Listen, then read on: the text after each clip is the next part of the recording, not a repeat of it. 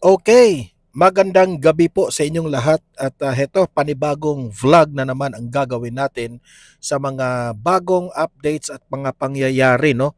Isa na dito ang ating pag-uusapan ay ito nga, usap-usapan itong bagong impeachment na inihain laban dito kay Vice President Inday Sara Duterte. Alam na natin 'yan, predictable na 'yan na hindi nila titigilan itong si VP Sara, no, na hindi ito ma-impeach. Kaya nga ang layunin ng mga kalaban na ito ay gusto nilang i-impeach itong si VP Sara bago mag 2028. Yan, pag-usapan natin yan mamaya, ipapakita ko yan ha. At pag-usapan rin natin itong si Kiko Barzaga, no, na kinampihan ng isang mga kongresista, no, at hindi sila sumang-ayon doon sa pagsuspinde nitong si Kiko Barzaga. So aalamin natin ha kung sino itong magaling na kongresista na I think ano ito anak ito ni Ligarda, no? Itong si Leandro, nagtrending ito. Papakinggan po natin ang kanyang speech, no, patungkol diyan kasi po parang natatamaan talaga sila sa speech ni Leandro Ligarda, no? Tumpak na tumpak, talagang pasok sa banga ang sinasabi nila. Isa doon sa mga highlights na sinabi nitong si Ligarda ay itong si Leandro na bakit natin inuuna na parusahan itong si Kiko Barzaga sa kanyang mga freedom of expression, no? Na bakit mas inuuna pa nating sinuspinde itong congressman na ito na mas may malaki pang problema ang Pilipinas dito sa mga congressman na nangungulimbat ng pera sa taong bayan, 'di ba? O, 'di ba? Sapol sila doon. At pag-uusapan rin natin itong ang kondo ni Zaldico ay pinasok na raw ng mga otoridad, okay? Hindi ko lang alam kung anong gimmick na naman ang ginagawa nitong administrasyong Marcos. Bakit pinasok nila ang kondo ni pagmamay-ari raw ito ni Zaldico? Di ba? Pakitang tao na naman ito sa taong bayan, di ba? Mamaya sisilipin natin yung balita na yan at magre-react tayo bakit nagkaganyan. At kung meron pa tayong oras, panoorin rin natin itong reaksyon sa press briefing nitong si Auntie Claire Castro at binabanata na naman niya itong si VP Sara. Kung aabot tayo sa oras natin, i-vlog natin yan, okay? Pero kung as I promise, no, sana aabot rin tayo sa oras na pwede pa nating ipakita yung report ni VP Sara. Pero depende na yan, no? Pero guys, bago ang lahat, bago natin itatalakay itong mga trending at mga maiinit na balita na kaganapan ngayong araw na ito, help me po muna na i-like at saka i-share itong vlog na ito para marami po ang makaalam, makarinig at aabot ito sa malawak na audience. Okay? Paki-like, paki-share na po. At sa mga first time lang dito sa aking channel, sa Donmar TV, subscribe na po kayo kung hindi pa kayo nakasubscribe sa akin, pindutin nyo lang yung subscribe button. Walang bayad yan libre lang yan na mag-subscribe kayo. Updated ka pa sa ating mga balita. Okay? So, subscribe na po kayo.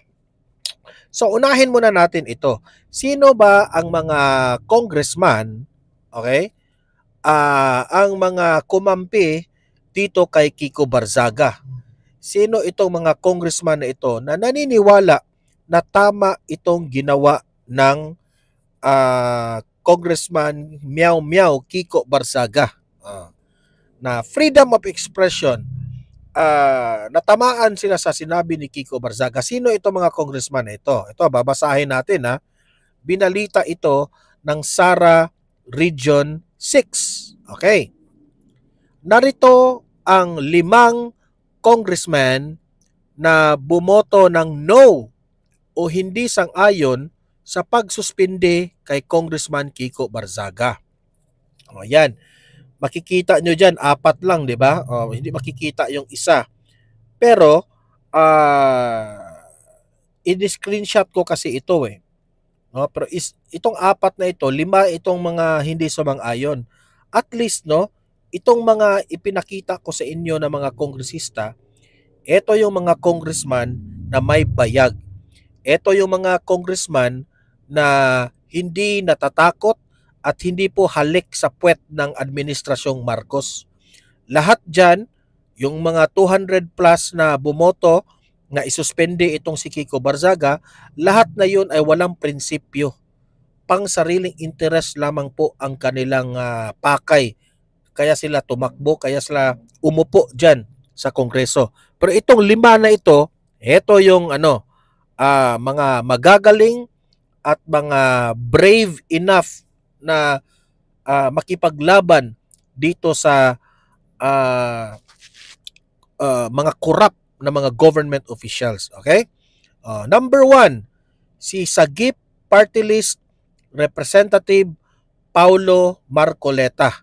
Ito yung anak ni Senador Marcoleta, no? Ito rin nakaka-believe at hangang-hanga po tayo dito kay Representative Paulo Marcoleta.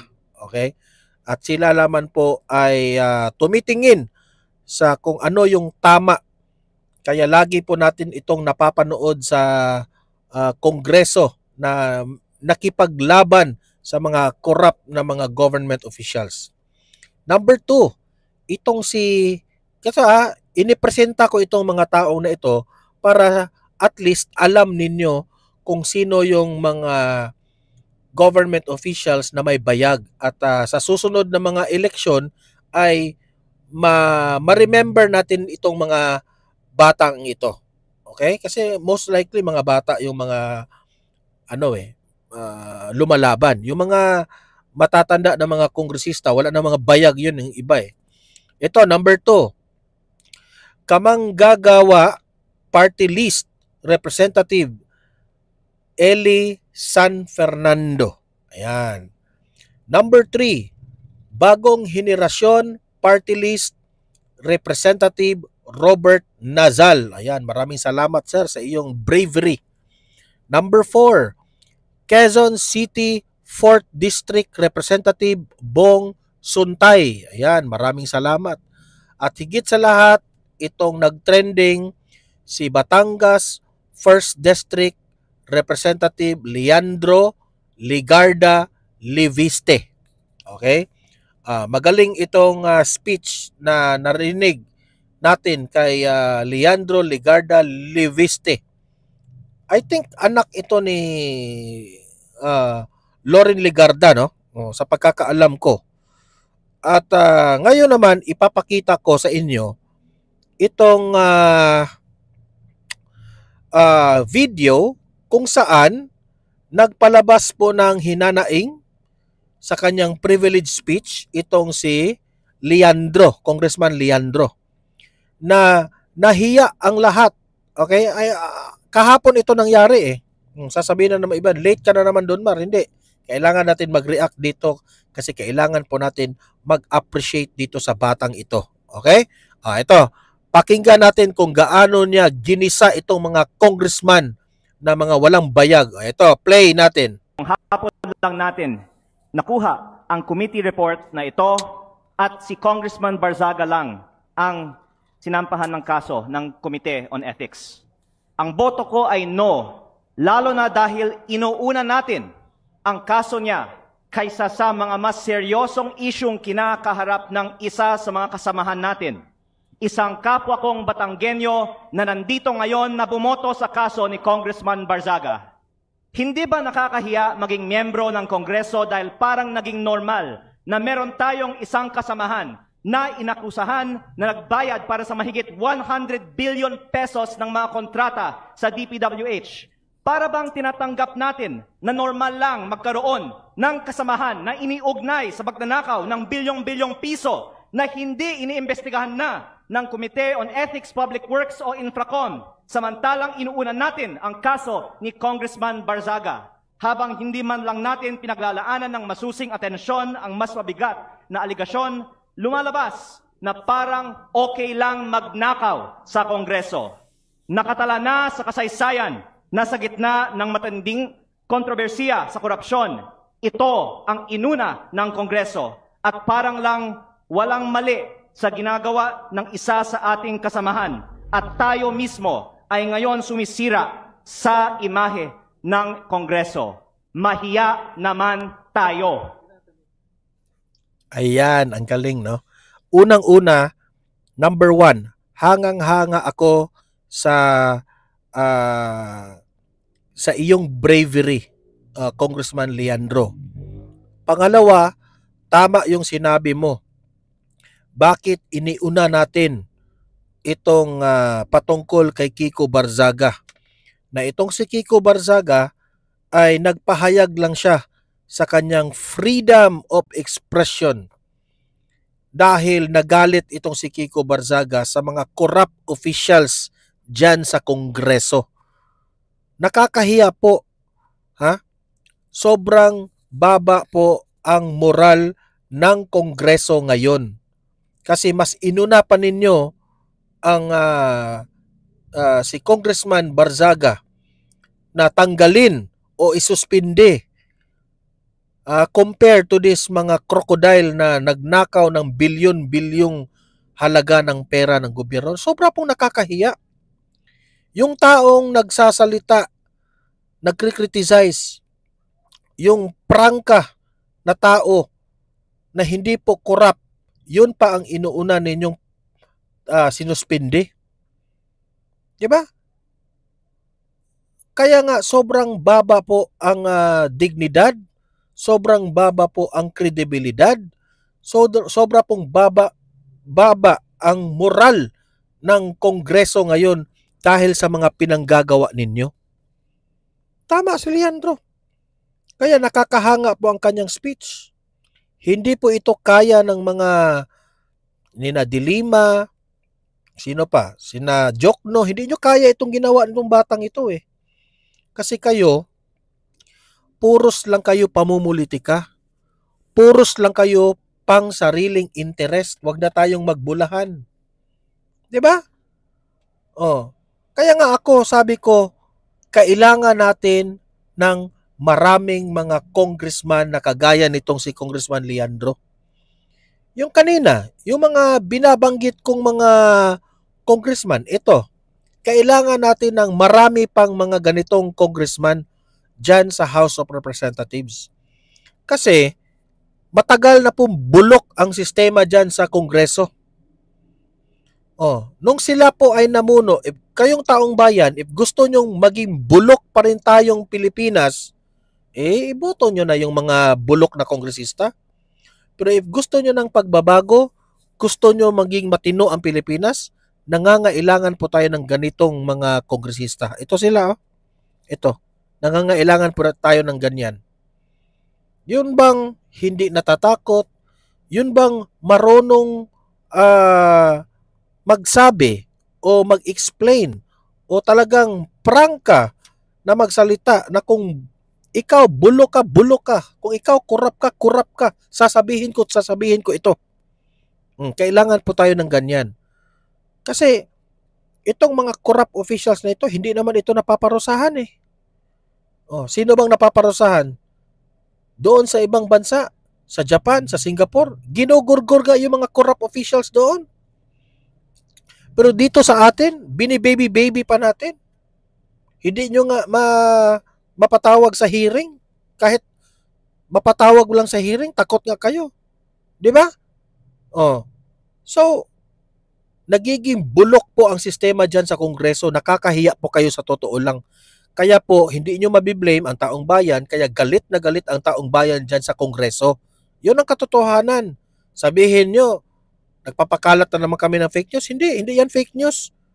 Lahat ng taong bayan galit dyan sa Kongreso na yan.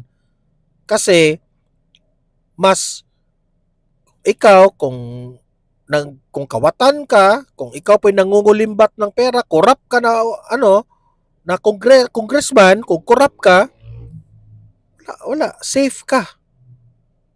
Mag-enjoy ka dyan sa House of Representatives.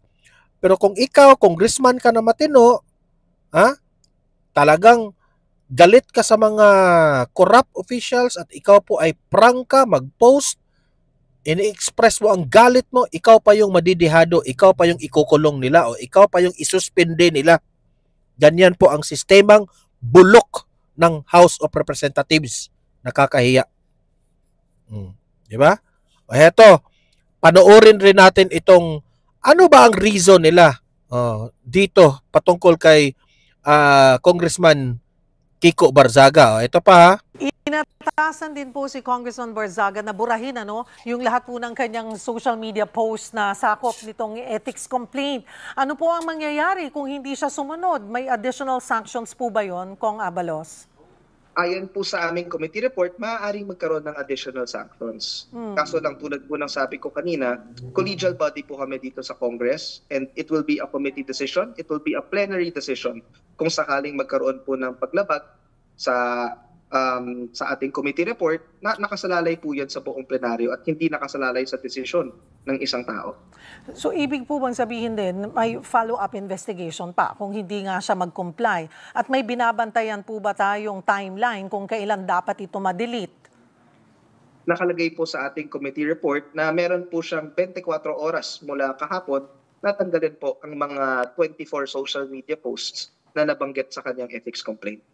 And if he doesn't do that, ay magdedesisyon ulit, maghaharap-harap ulit ang Ethics Committee kung ano yung magiging sunod na hakbang. Ganun po ba yun? Yes. Maaari po, opo. Handa raw po si Kong Barzaga sa mas mabigat pang sanctions. Yan po ang sabi niya. Ang sabi pa niya, to quote him, "I'm ready to face even imprisonment or assassination. If Marcos wants to silence me, then the surest way to do it is to do the same thing that his father did to Ninoy Aquino." Ano po ang reaksyon niyo sa ganitong kabigat na pahayag niya? Sa akin po, dissent, opposition, criticism, it's an essential part of every democracy. Napakahalaga po. Hindi naman maganda na lahat tayo susunod-sunod lang kasi tapos na po ang panahon ng mga hari. Nasa demokrasya po tayo. Kaso lang kailangan po natin tandaan na ang freedom of expression. Kaya nga sir, demokrasya. Yang ginagawa ni Kiko Barzaga, I believe, this is my opinion, ginagawa lang niya ang demokrasya. That's freedom of expression. Kaya nga ako sabi ko, itong batang ito, itong si Congressman Kiko Barzaga, nakakahanga po eh. Kasi unang-una itong mga House of Representatives gusto nilang ipabura, burahin ang mga post ni Kiko Barzaga. It's useless. In the first place, it's useless. Kasi nakita na yan ng taong bayan. Nabasa na po yan ng milyon-milyong mga Pilipino. At bulgar na po ang kasalanan ng administrasyong ito. So yun ang pinakauna, useless.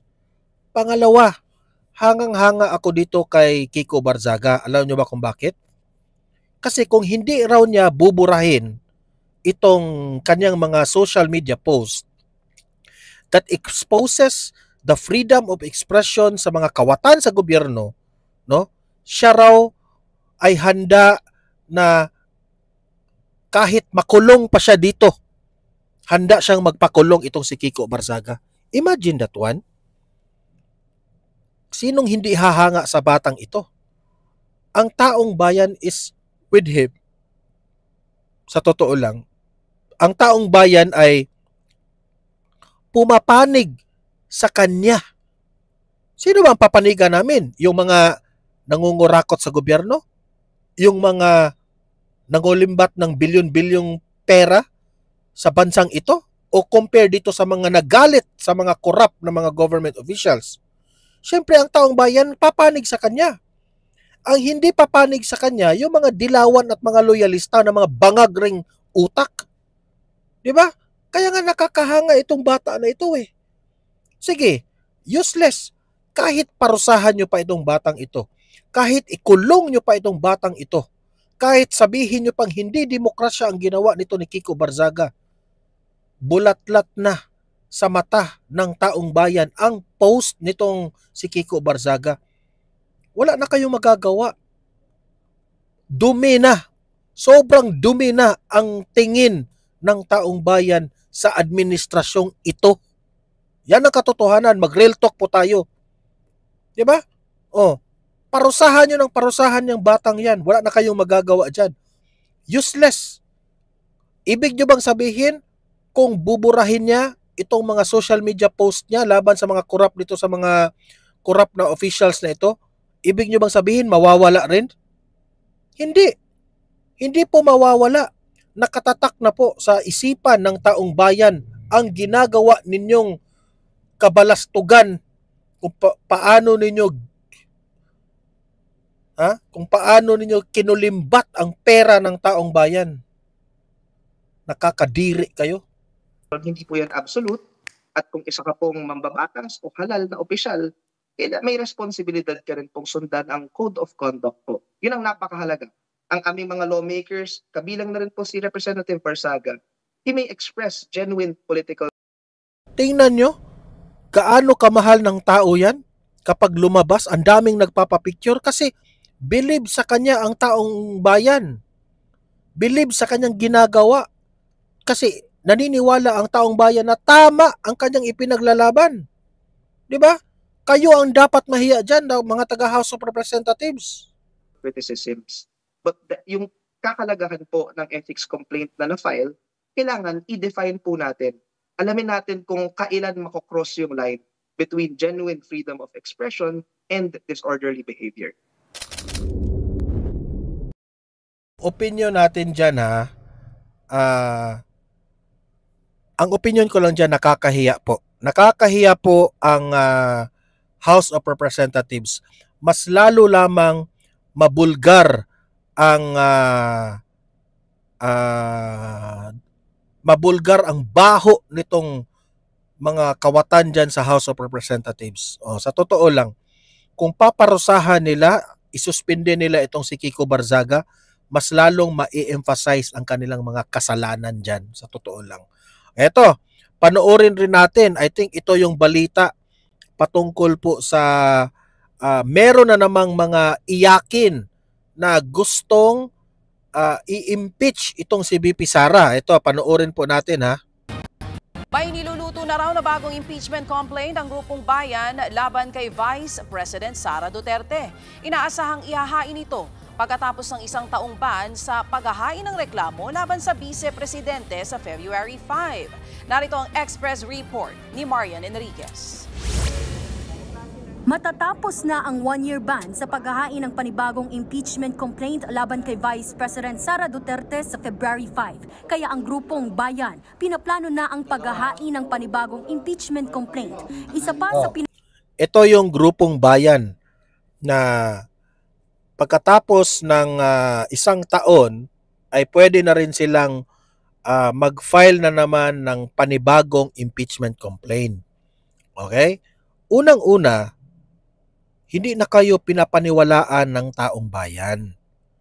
Ang iisipin ng taong bayan, kayo po'y atat na atat. Yun ang iisipin ha, huwag tayong magbulahan. Pangalawa, ang trust rating ni VP Sara ay sobrang taas. Meaning to say, kahit magmumukha lang kayo ng katawa-tawa dyan, sa mga kalaban ni VP Sara na gustong ipa-impeach si VP Sara, instead na maniniwala sa inyo ang taong bayan, hindi po. Mas lalong sasabihin ng taong bayan na itong mga taong ito sinisiraan lang si VP Sara kasi malakas ang trust rating sa mga Pilipino at sa buong bansa. Kaya nag-iiyak yan sila, nag-iingay yan, gustong ma-impeach si VP Sara, mag-file na naman sila ng impeachment complaint. Hindi kayo pinaniniwalaan. At alam ko, yung impeachment na gusto nyong i-file ngayong February, mababasura pa rin yan. Kaya nga sabi ko, galingan nyo na ma-impeach si VP Sara. Kasi kung hindi ma-impeach si VP Sara, good luck na lang sa 2028 kung saan kayo pupulutin, kung saang basura kayo mapupunta. Yan si Dilima, yan si Jokno, Lahat ng mga kalaban ng mga Duterte, good luck sa inyo sa 2028. Kapag si VP Sara po ang magiging presidente ng Pilipinas, lahat ng mga kaalyado ng mga Duterte na nakakulong ngayon ay for sure maibalik yan. Makalabas yan. Kaya, you try so hard na ma-impeach si VP Sara. Hindi wala na kayong pag-asa na si VP Sara po ay hindi mananalo sa 2028 o hindi siya maging presidente. Nakatatak na yan sa destiny ng Pilipinas na si VP Sara po ang maging presidente sa 2028. Marami na pong taong bayan ang nagsisisi bakit binoto yan si Bongbong Marcos na manggagamit. Kaya kayong mga talunan, siyempre ang sasabihin ko sa mga dilawan, mga talunan yan sila Heto yung mga talunan. Kasi away po ito ng mga nananalo. Si BBM nananalo. Si VP Sara nanalo. Away po ito ng mga nanalo. Hindi po ito away ng mga dilawan, ng mga NPA at mga makakaliwa. Wala. Basura na kayo sa Pilipinas, sa totoo lang. Dilawan, basura na po kayo. Hindi na po kayo mananaig. Hindi na po kayo mananalo. Outnumbered na kayo. Konti lang kayo. Yung mga utak ninyo na dilawan, panggulo lang kayo sa Pilipinas. Kaya hindi umuunlad ang bansang ito dahil nandyan kayo, nandyan ang dilawan. Kayo ang pahirap sa bayang ito. Sa totoo lang, mag-real talk tayo. Sana, matagal na sanang napatalsik yan si BBM sa pwesto na yan kung wala pa itong mga dilawan na ito Sige, trying hard kayo Pag-aaralan ng grupo ang naunang desisyon ng Korte Suprema sa pagpapatigil ng impeachment at pagdedeklara nito bilang unconstitutional. Dati, ang pangalan nito, ito sila Magno, Ilago. Makabayan Black po ito.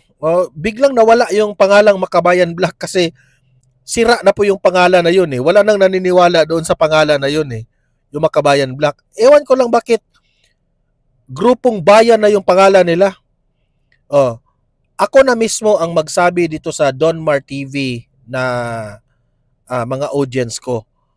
Huwag ninyong paniwalaan itong grupong bayan kasi hindi po bayan ang ipinaglaban nila. Ang ipinaglaban po nila, pansariling interest lamang po. Yan, real talk yan real talk yan. Noon pa sa panahon ni Pinoy, Duterte, Arroyo, hanggang ngayon, panggulo ito mga utak ng mga taong ito. Hinihintay pa nila ang resulta ng apela nila sa desisyong ito ng SC. As you know, maraming dinagdag na mga condition ang Supreme Court. Medyo mas mahirap na ngayon mag-file ng impeachment. Most likely, magpa-file po tayo ng impeachment ulit. Kasi bitin yung nangyari. Alam mo kasi you try so hard.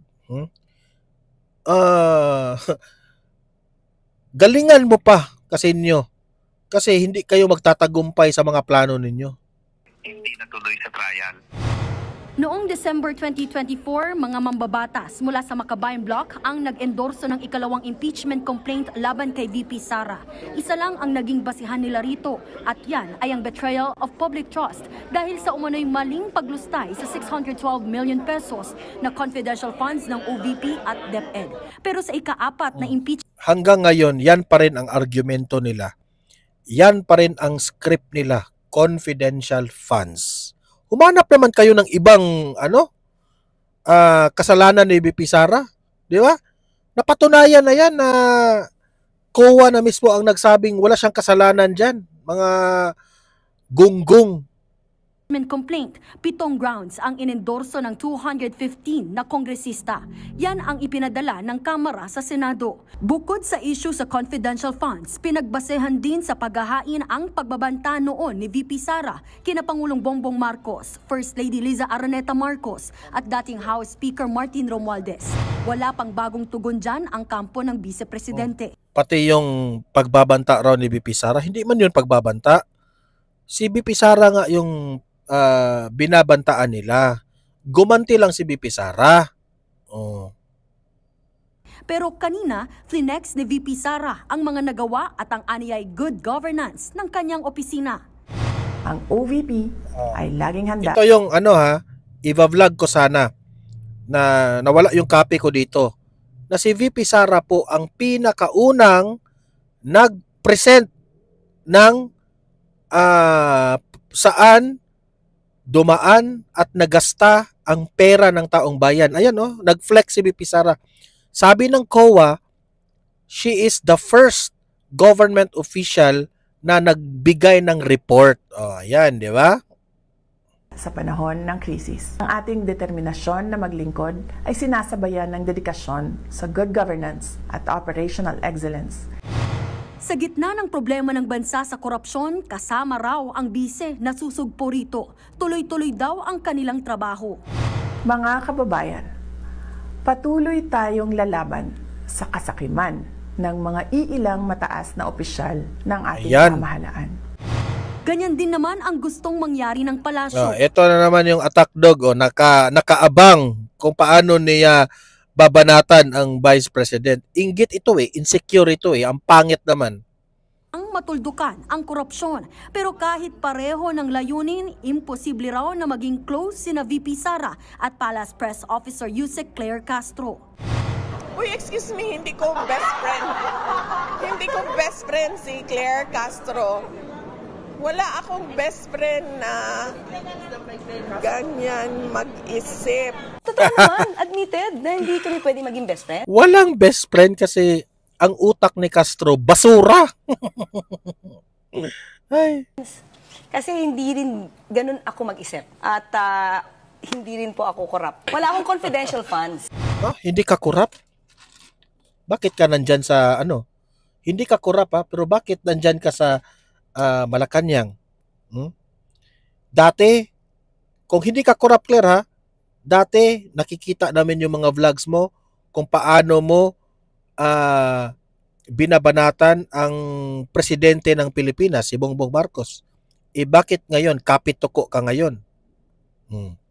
Magkano ba, Claire? Nagtatanong lang kami, Magkano ba? Tapos sasabihin mong hindi ka corrupt? Gonggong. Nagbabalita mula sa frontline, Marian Enriquez. Mga kapatid, punta naman tayo sa ibang usapin. Ito na naman ang propaganda nila. Kayo po ba'y naniniwala na seryoso sila dito sa mga corrupt na mga congressman? Seryoso raw sila. Kayo nang humusga, panoorin nyo itong balita na ito. Play. Pinasok ng mga otoridad ang 2 condo unit na pag-aari umano ng dating kongresistang si Zaldico sa Taguig. Ito raw ang isa sa mga lugar kung saan nagre-report ang dati niyang security consultant na si Orly Gutesa. Para sa iba pang detalye, nasa linya ng telepono si Dave Abuel. Dave, kamusta ba ang naging inspeksyon dyan sa mga condo unit? Bit ang inspection order, pinasok ng mga operatiba ng National Bureau of Investigation, Organized and Transnational Crimes Division ang isang condominium unit o condominium dito sa Taguig. Target ng operasyon ang 2 condo unit na pagmamay-ari umano ng dating kongresistang si Zaldico. May lawak ang mga ito ng 600 square meters. Ilang operatiba lamang mula sa NBI at kawani mula sa Philippine Competition Commission ang pinayagang makaakyat sa condo unit. Ayon sa NBI, kasama rin nila sa pagpasok sa unit ang ilang mula naman sa korte para umantabay sa inspeksyon. Layon ng operasyon na makita ang ilang dokumento sa loob ng mga unit at maiwasan ang pagsira sa mga ito. Posible raw kasing magamit na ebidensya ang mga ito sa flood control scandal. Isa ito sa mga umano'y address kung saan nagre-report ang dating security consultant niko na si Orly Guteza base sa kanyang sworn statement. Paliwanag ng NBI, inspection lamang ang gagawin nila kung saan maaari nilang i-photocopy ang ilang dokumento sa loob ng unit. Hindi nila maaaring kunin ang mga ito. Ruth, sa ngayon ay patuloy pa rin ang isinasagawang inspeksyon ng mga otoridad sa nasabing condo unit. Nakaantabay pa tayo sa mga taga-NBI para sa opisyal na panayam at sa resulta na rin ng ginawang inspeksyon. Ruth. Yan po ang Express Report ni Dave Abuel. Ako sa totoo lang, ito yung honest opinion ko dito. Naniniwala po ako na yung pag-inspeksyon nila sa condo unit ni Zaldico ay pakitang tao. Kasi sasabihin nila, ang gusto kasi nilang ma-project ay linlangin nila ang taong bayan na grabe naman itong gobyernong Marcos, talagang pinasasagot na ni BBM si Zaldico na nangulimbat ng pera ng taong bayan. Ininspeksyon na itong kondo, seryoso pala itong si BBM. Ganon yung gusto nilang mangyari, di ba? Pero ang totoo niyan, kung laliman nyo ang inyong isip, sino bang gago na maniniwala sa inyo, taong bayan, na alam ninyo na wala si Zaldico dyan sa kondo na yan? Alam ninyo na wala si Orly Guteza sa kondo na yan? Tapos mag-i-inspeksyon kayo dyan? Sinong ginagago ninyo, taong bayan? Si Zaldico po ay nasa labas ng bansa. Mismo nga ang kanyang lawyer ang nagsabi. At kinonfirm yan ni Zaldico na nasa ibang bansa siya. Bakit kayo mag-i-inspeksyon dyan sa kondo niya? Anong progress na ang mangyari kung i-inspeksyonin ninyo? Alangan naman, gago at bobo itong si Zaldico na nandyan pa yung pera na kinulimbat niya dyan. Sa kondo talaga niya tinatago yung pera? Sinong gago ang ganyan na mag-isip? Siguro yung administrasyong Marcos ang praning na kasi 'Di ba? So sa tingin ko, in my opinion, sa nakikita ko, in my own analysis, lahat ng ito ay pakitang tao sa taong bayan na nagtatrabaho na yung gobyerno. 'Di ba? Mga galawang rimulya ba? Tapos nakabuntot yung media sa kanila. Kasi yung media naman parang uto-uto, kino-cover naman. Tapos ibabalita sa taong bayan. Akala mo naman kakagatin ng taong bayan. Kayo mga audience ko sa Donmar TV, huwag kayong kakagat dito na sabihin nyo na nagtatrabaho talaga ang gobyernong Marcos kasi sinalakay na yung kondo ni Zaldico. Sinong inuuto ninyo? Ano nakita nyo doon sa kondo? Ano nakita nyo doon? Tae ni Zaldico? Bulbul ni Zaldico? Di ba nakakatawa po kayo?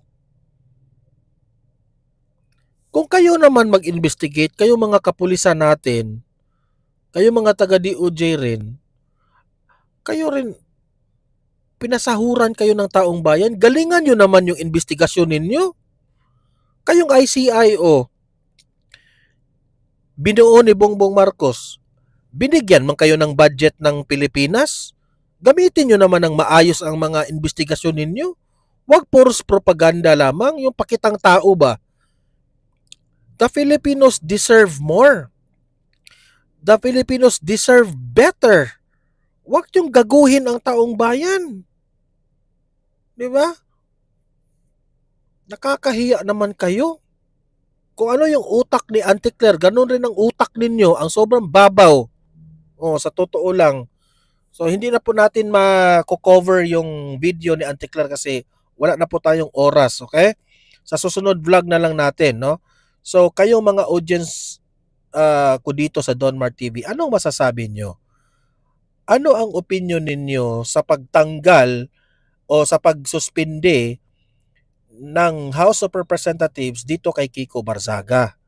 Ano ang layunin nila, ha? I-comment nyo ang inyong opinion sa comment section. At bakit atat na atat itong mga kalaban ni VP Sara na ma-impeach at mag-file sila ulit ng impeachment? Ano ang pakay nila? Ano ang layunin nila? Mag-comment rin, ha? Tulungan nyo ang Donmar TV na mag-analyze kasi gusto ko rin mabasa ang inyong opinion, okay? Alam ko mga bright yung mga audience ko dito. At higit sa lahat, pakitang tao lang ba itong sinalakay nila ang condo unit ni Zaldico? Ha? Naniniwala ba kayong pakitang tao ito? I-comment ninyo, ha, sa comment section ano ang opinion nyo at analysis nyo patungkol dyan, okay? Don't forget na i-like at saka i-share itong video na ito para guys, kakalat ito sa taong bayan. Marami po ang makakita na ganito na pala ang nangyari sa bansa natin. Okay? So, sa mga first time na nakabisita dito sa YouTube channel ng Donmar TV, kung nagugustuhan nyo ang ating vlog, paki-subscribe na po. Walang bayad ang mag-subscribe. Libre lang yan, pindutin ang subscribe button para update sa ating mga wait muna. Okay. Ayan. Para updated kayo lagi sa ating mga balita. Okay, subscribe na, ha? So guys, see you in my next video. Have a great day. Have a great night. God bless po sa ating lahat. Mabuhay ang Pilipinas and God save the Philippines. Bye-bye.